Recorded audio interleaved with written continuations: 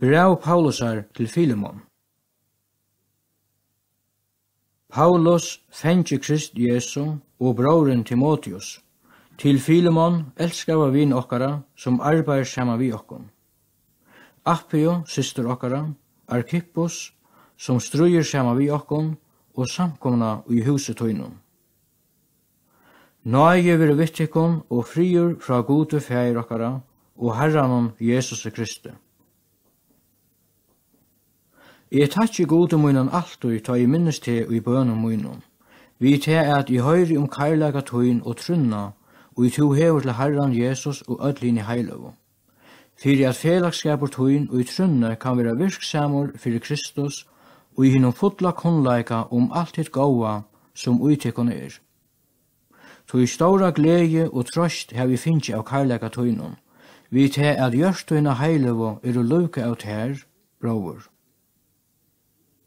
Ta at vi myklon dyrve i Kristus kunde givet ter bo te som to eira gjerra, by et av heldur fyrir kærlegans skuld, såleis som gamle Paulus, nu eisne fengi Krist Jesu, jeg byr til fyrir sine munnen og nesemosse, som jeg finnst I lantjen munnen, honom som avur vært her og hentur, men nu beit her og mer hentur, honom som nu sendet her attur. Tak imot I honom, til mitt egna hjärsta. Jeg hei haft ho at lete han veri her tja mer, så han I tøyn sted kunde tant mer I lantjen munnen, som bere fyrir evangeliet. Men jeg vil de ikke gjøre utan samtidig tøyt, fyrir at gaska tøyn skal ikke vera eins av norslo, men av frujum vilja. Tøy kanskje han just tøy vær skildur fra her luttla stund, fyrir at du kunne få han attur til evige ogn.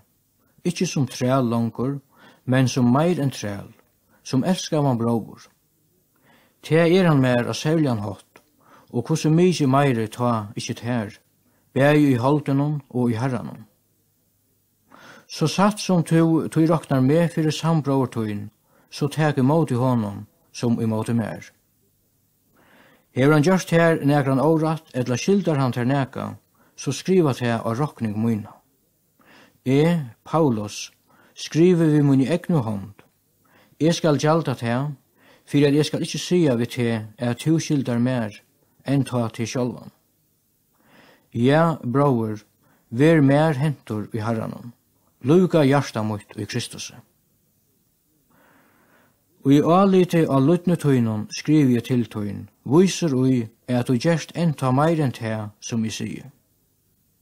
Så skal du eisne gjere mer herberge til reier, to I vågne at I bønum tikkara skal vera tikkun given. Epafras, som saman vi mer fengi I Kristi Jesus, letur helsa ter. Somaleis Markus, Aristarchus, Demas, Lukas, og gjera sama verk som Nøye Herre okkara Jesu Krist, ver vi anda tikkara.